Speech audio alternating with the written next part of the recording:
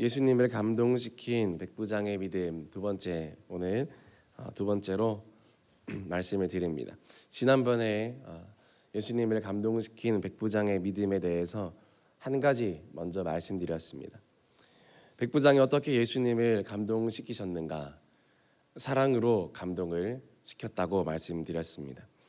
백부장의 사랑이 많았다고 말씀드렸습니다. 그의 종을 사랑하였습니다. 유대 민족을 사랑하였습니다. 그래서 유대인들의 회당까지 지어준 사람이 바로 로마의 백부장이었습니다. 예수님의 긍휼을 건드리면 기적이 나온다고 말씀드렸습니다. 오병이어 기적도 그 예 중에 한 가지입니다. 예수님의 긍휼을 건드릴 때, 예수님의 은혜를 사모할 때 응답이 일어나고 예수님의 마음이 움직일 때 기적이 일어난다. 이런 사랑으로 예수님을 감동케 한 사람은 바로 로마의 백부장이었습니다. 이런 사랑을 우리도 가지기를 원합니다. 영혼을 향한 주님의 마음을 우리가 가지기를 원합니다. 영혼을 향한 주님의 사랑을 나도 가지기를 원합니다. 그 사랑이 있으면 주님께서 감동하시고 우리에게 응답 베풀어 주실 줄 믿습니다. 두 번째로, 그렇다면 또 어떻게 예수님을 감동시켰나? 이 백부장은 겸손으로 예수님을 감동시켰습니다. 예수님이 길을 가시는데 백부장이 두 번째 보낸 사람을 만나게 됩니다. 첫 번째 보낸 사람은 유대의 장로들이었습니다. 그리고 두 번째 보낸 사람들은 백부장의 친구들이었습니다. 이 백부장의 친구들이 나와서 예수님에게 이야기를 합니다. 누가복음 7장 6절 말씀에 보면 예수께서 함께 가실새 이에 그 집이 멀지 아니하여 백부장이 벗들을 보내어 이르되 주여 수고하시지 마옵소서 내 집에 들어오심을 나는 감당하지 못하겠나이다 라고 이야기하고 있습니다. 저희 집까지 오시지 않아도 됩니다. 그냥 이곳에서 말씀만 하셔도 됩니다 라고 두 번째 전가를 보내고 있는 것입니다. 그 당시는 유대인들이, 예수님 유대인이시죠, 유대인들이 이방인 로마인들이나 그 외 지역에 있는 사람들의 집에 간다는 것은 위험한 일이었습니다. 그리고 아무리 상대가 로마의 고위 직책자라 할지라도, 백부장이라 할지라도 이것은 신앙적으로 그리고 여러 가지 전통적으로도 위험한 일들이 도사리고 있는 일이었습니다. 사도행전 보면 베드로가 고넬료한테 가야 하는데 하늘에서 환상이 몇 번이나 나타나야 했습니다. 고넬료도 로마 사람이었죠. 그리고 고넬료도 이방인이었습니다. 그런데 베드로가 이 고넬료에게 갈 때도 하나님께서 몇 번이나 환상을 보여주셨고 그리고 설득해야 가능한 일이었습니다. 베드로는 이마저도 거절했습니다. 그래서 하나님이 내가 거룩하다 한 것을 속되다 하지 말라라고 베드로에게 엄중히 말씀하시면서 그리로 가라고, 이방인의 집으로 가라고 그렇게 이야기를 할 정도로 어려운 일이었습니다. 유대인들이 이방인의 집에 가게 되면 오염되고 불결해지는 것입니다. 더군다나 같이 식사하고 같이 유하게 되면 대단한 스캔들이 일어나지 않겠습니까? 예수님의 사역에 방해가 되지 않겠습니까? 그 당시 얼마나 많은 종교 지도자들이 예수님의 사역에 딴지를 걸었습니까? 하나하나 꼬투리를 잡으려고 그렇게 했습니까? 이 유대의 전통을 잘 알고 있는 백부장이 먼저 오지 말라고 하는 겁니다. 예수님이 갈까 말까 지금 고민해야 됨에도 불구하고 백부장이 먼저 예수님 오지 마세요. 여러 가지 이유가 있습니다. 당신은 유대인이고 나는 이방인입니다. 당신은 존귀한 자고 저는 비천한 자입니다.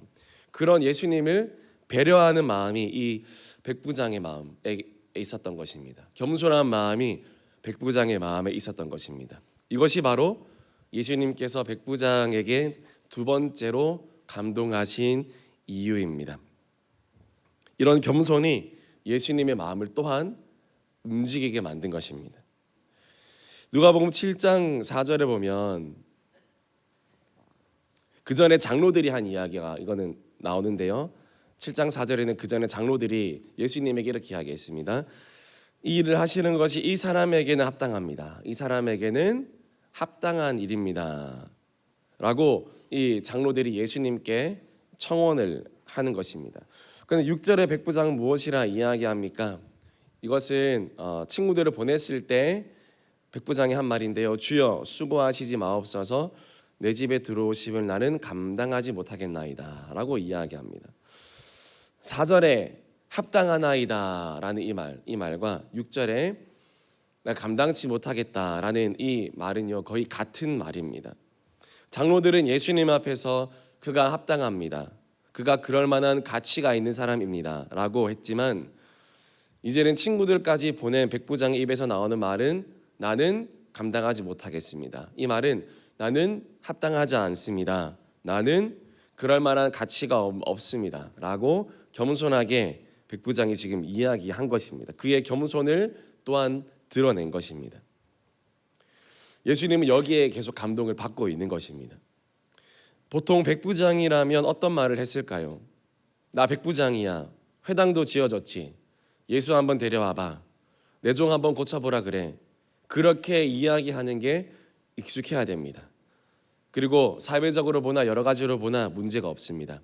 그런데 이 겸손한 백부장은 어떻게 이야기합니까? 나는 감당할 수 없습니다, 나는 보잘것없는 사람입니다 라고 이렇게 이야기하는 것입니다. 사랑하는 성도 여러분, 예수님을 감당할 수 있나요? 여러분의 인생이, 여러분의 인격이, 또 여러분의 상태가 예수님을 감당할 수 있나요? 오전에 달래 목사님께서 견딜 수 없는 은혜를 주옵소서라고 그렇게 말씀하셨는데, 여러분 감당할 수 없는 은혜, 감당할 수 없는 예수님의 그 은혜를 여러분 정말 귀하게 여기고 정말 소중히 여기고 있나요? 여러분 교회 나올 때마다 어떤 마음을 가지고 있나요? 내가 교회 나와주지. 새벽기도 나올 때마다 어떤 마음을 가지고 있나요? 그렇게 목사님 말씀하니까 새벽기도 한번 나와주지. 원투원, 제자훈련, 성경공부, 그렇게 목자 목녀가 애걸복걸 하라 하니까 에라 모르겠다 한번 하자. 여러분 혹시 그런 마음으로 살고 있진 않으십니까? 제자비전 부모님이 그렇게 애걸복걸 하니까 한번 나가주지. 우리 다음 세대 친구들 혹시 그렇게 생각하지 않습니까? 그거는 다 모두 겸손하지 못한 행동입니다. 주님을 감동시킬 수 없는 태도입니다. 주님의 마음을 1도 움직일 수 없는 마음 상태인 것입니다. 우리가 회복해야 될 마음은 어떤 마음입니까? 교회 나올 때마다 주님, 내가 이 은혜를 어떻게 감당합니까? 새벽기도 나올 때마다 주님, 제가 무엇이 간데 이 새벽에 저를 부르셨습니까? 주님의 성전으로 나오게 할 때, 또 성경 공부나 제자 훈련으로 부르실 때 주님, 제가 무엇이 간데 저를 이렇게 부르시나이까? 여러분 그 마음이 주님 앞에 복받은 마음, 겸손한 마음인 줄 믿으시기를 바랍니다. 아멘이십니까? 아멘이십니까? 아멘이십니까? 이찬수 목사님이 신학대학원 들어갔을 때 수많은 신대원들이 새벽마다 채플실로 갈 때 이찬수 목사님은 너무 감격해가지고 날마다 울면서 그 신학대학원에서 채플 가는 길을 날마다 울면서 갔다고 합니다. 나 같은 사람이 뭔데 주님이 이렇게 불러주시고 또 종으로 불러주시고 새벽을 깨우게 하시고 이 길을 가게 하십니까? 저 같은 사람이 무엇인데 저를 이렇게 불러주셨습니까? 그 감격이 날마다 있었다라고. 그분의 설교 중간중간에 그분의 간증하며 꼭 나오는 것은 그 간증입니다. 내가 감격했다고. 내가 주님의 부름받은 그런 감당치 못한 사람인데, 합당하지 못한 사람인데 나를 불러주셨다고. 사랑하는 성도님들, 예수님 앞에 이런 감동과 이런 겸손이 있기를 주님의 이름으로 축복합니다. 예수님의 은혜를 감당할 수 있습니까? 그분의 사랑을 여러분 감당할 수 있습니까? 오늘 이 백부장의 믿음은 아주 훌륭한 믿음이었습니다. 예수님이 언젠가 도마에게 말씀하셨습니다. 나를 보고 믿지 말고 보지 말고 믿어라. 보지 않고 믿는 자는 더 복되다. 사복음서에 보면요, 예수님을 직접 만나지 않고 예수님을 믿어버린 사람은 이 백부장이 유일합니다. 이 백부장은 예수님을 만나지 않았습니다. 장로들을 보냈고 그리고 친구들을 보냈지 자기가 만난 게 아닙니다. 이 병행 본문 마태복음 보면요, 백부장이 나와라고 이야기하고 있습니다. 그래서 이 백부장이 예수님을 만난 거 아니야라고 생각할 수도 있지만 고대 서술 관행상으로 보면 나와라는 표현은 대표를 통해 요청했다 이런 말도 있다 합니다. 이거를 축약된 표현으로 쓰는 가능성도 매우 많다고 합니다. 그리고 누가복음에는 명시적으로 백부장이 예수님 만난 것이 아니라 장로들 보내고 친구들 보내고 자기는 집에서 말만 했다, 그 맥락을 봤을 때 아마도 백부장은 예수님을 만나지 않았을 것이다, 그렇게 이야기를 하는 것입니다. 그게 중요한 것은 아닙니다만 백부장의 믿음을 지금 제가 말씀드리고 있는 것입니다. 백부장의 겸손이 그만큼 주님 앞에 겸손했다라는 것입니다. 주님 말씀만 하옵소서, 제가 감당하지 못하겠습니다. 주님 말씀만 하옵소서. 우리는 너무나 많은 선택지를 두지 않습니까? 주님이 내가 원하는 말씀이 들릴 때까지 우리가 주님을 시험하지 않습니까? 내게 받아들이고 싶은, 내가 받아들일 만한 말씀이 떨어질 때까지 내가 때로는 목회자를 시험하고 목자 목녀를 시험하고 또 부모를 시험하는 것이 우리의 모습 아닙니까? 그런데 백부장은 어떻게 이야기하고 있습니까? 주님 말씀만 하옵소서, 그러면 내 종이 낫겠나이다. 주님 앞에 정직한 겸손으로 회복하는 우리 사랑하는 모든 성도님들 되시기를 주님의 이름으로 축복합니다. 이런 겸손한 믿음이 있다면 나도 살리고 남도 살리는 믿음이 되는 것입니다.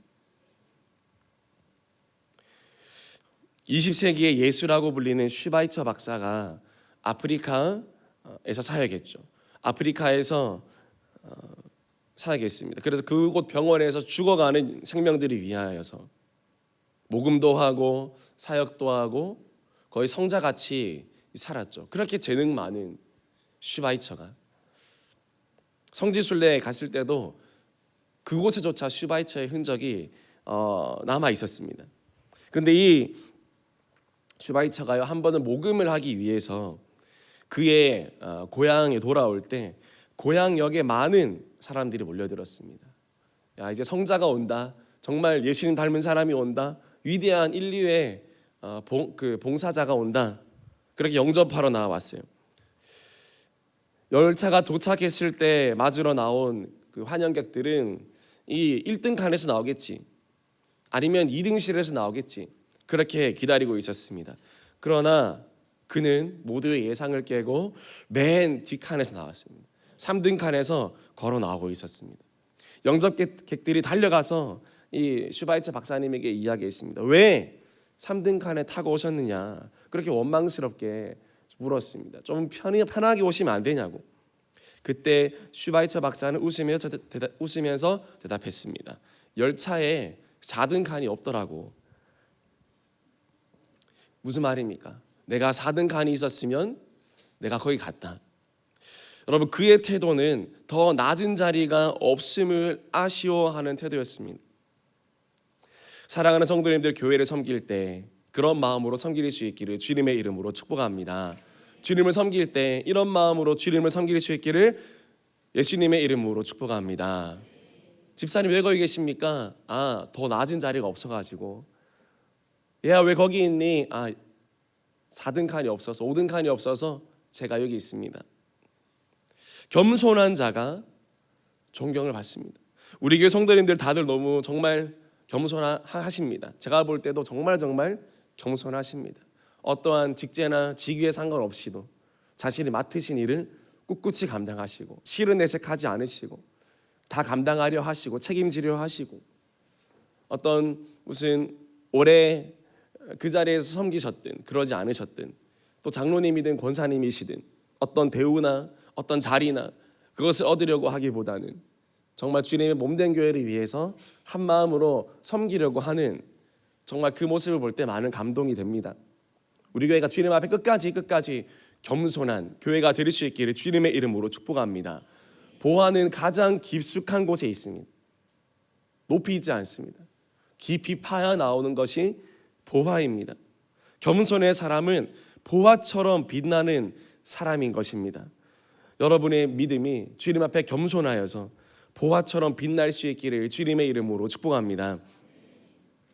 또한 오늘 이 겸손한 백부장의 마음에서는요, 아버지의 마음도 느낄 수 있는 것입니다. 부모의 마음이 있는 것입니다. 제가 지난번에 이 새벽 설교하면서 말씀드렸습니다. 이 백부장은 이 종을 사랑하였다고.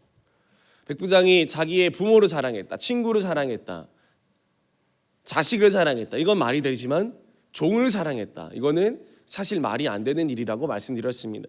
왜요? 백부장의 마음에 부모의 마음이 있기 때문입니다. 이 종을 향한 부모의 마음, 아비의 마음이 있기 때문입니다.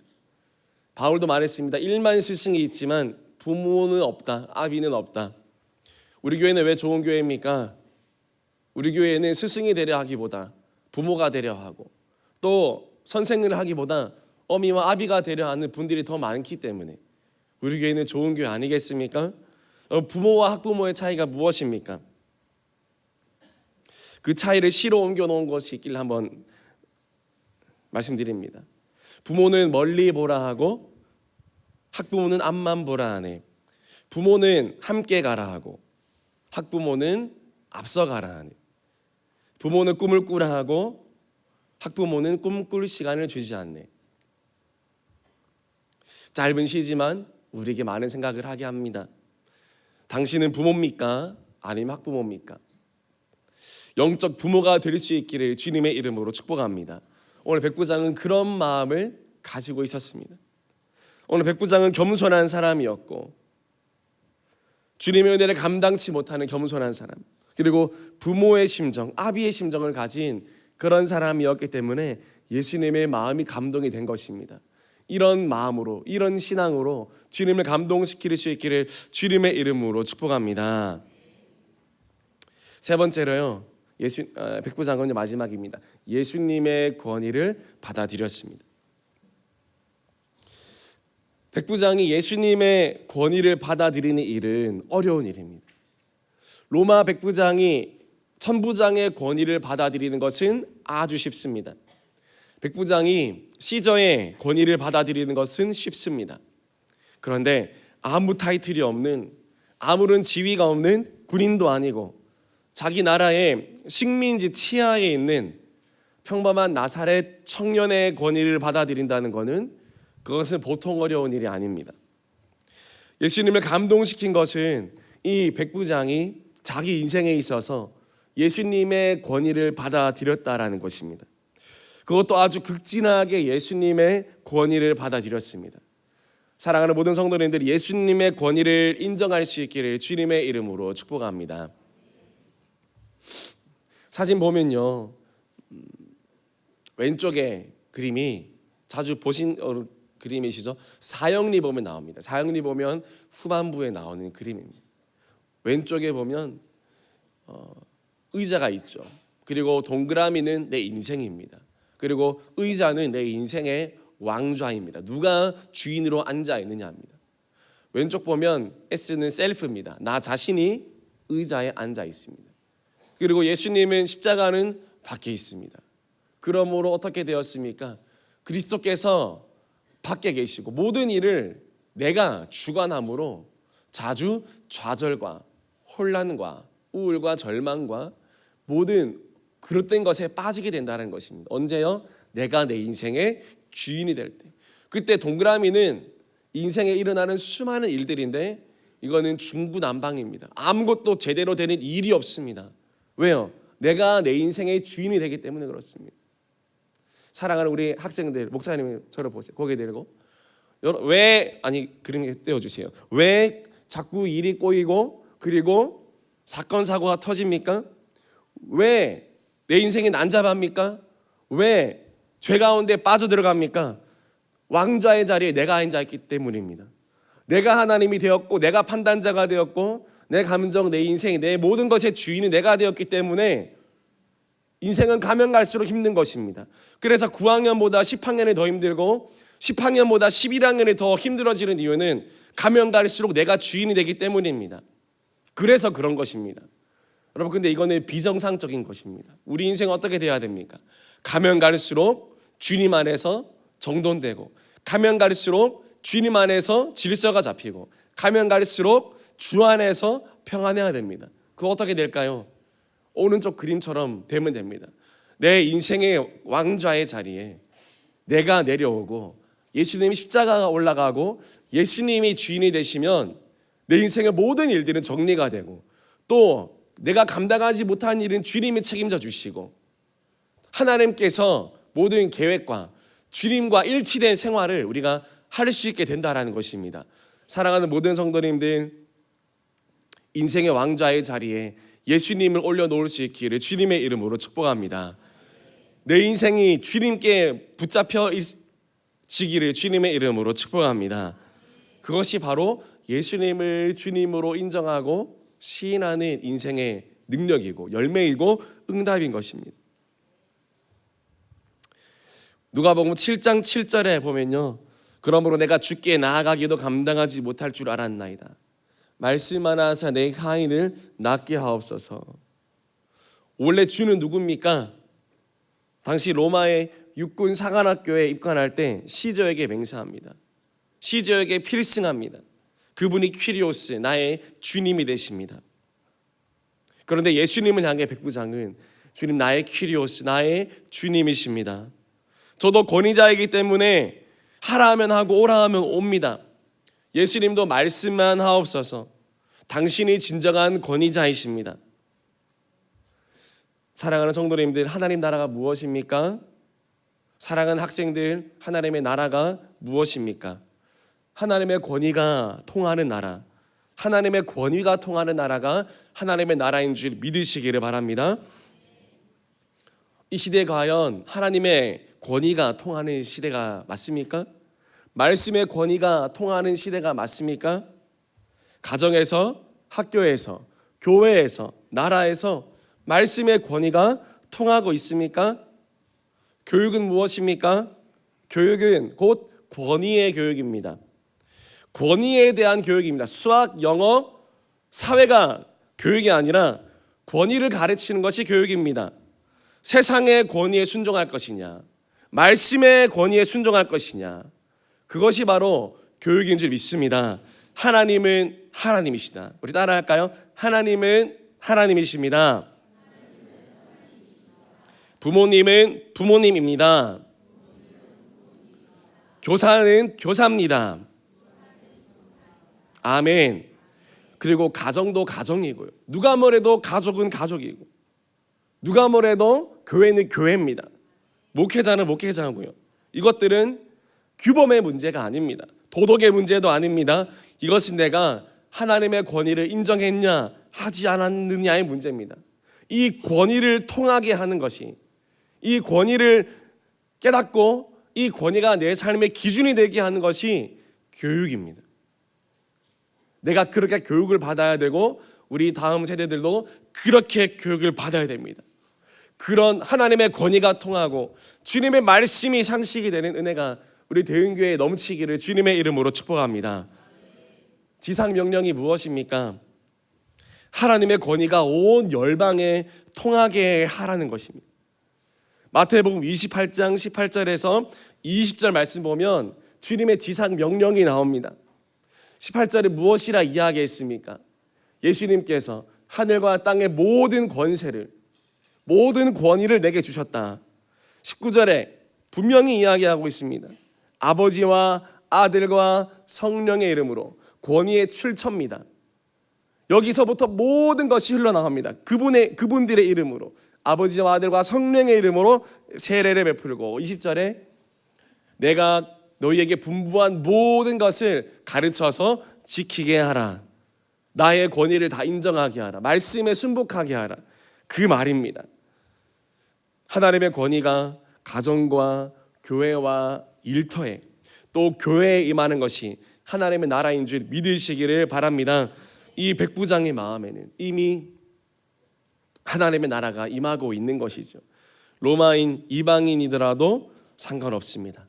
주님 말씀의 권위 앞에 무릎 꿇는 자는 누구든지 주의 백성이 되고 하나님의 자녀가 되는 줄 믿습니다. 이것은 강요된 권위가 아닙니다. 이것은 자발적인 권위입니다. 그래서 이것이 예수님을 감동시켰죠. 이만한 믿음은 내가 보지 못했다. 참 향기로운 믿음이다. 참 보배로운 믿음이다. 참 가치 있는 믿음이다. 이때 이미 이 사랑하는 종이 다 치유가 되었습니다. 예수님이 감동하신 순간에 이 종은 치유되어 버렸습니다. 우리 누가복음 7장 9절에서 10절 말씀 우리 같이 읽어보겠습니다. 시작. 예수께서 들으시고 그를 놀랍게 여겨 돌이키사 따르는 무리에게 이르시되 내가 너희에게 이르노니 이스라엘 중에서도 이만한 믿음은 만나보지 못하였노라 하시더라. 보내었던 사람들이 집으로 돌아가 보매 종이 이미 나아 있었더라. 아멘. 말씀을 마무리하겠습니다.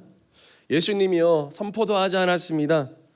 내가 예수님의 이름으로 명하노니 나을지어다, 고침받을지어다, 그런 선포도 하지 않았습니다.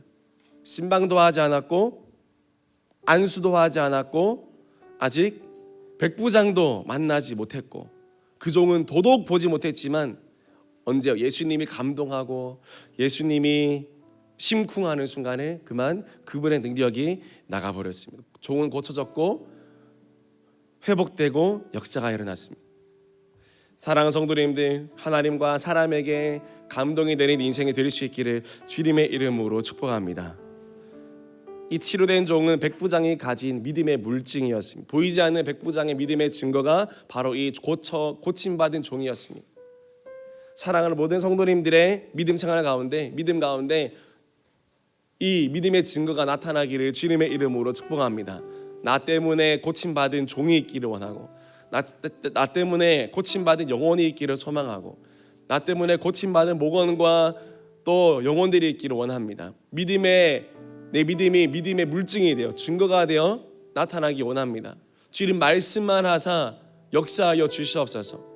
오늘도 주님 말씀만 하사 주님의 권위가 온 땅에 떨어지게 하시고 모든 사람들이 그 주님의 권위 앞에 떨게 하시고 주님 말씀으로 통치함 받는 아버지, 우리 교회, 우리 가정, 우리 학교, 우리 직장 되게 하여 주시옵소서.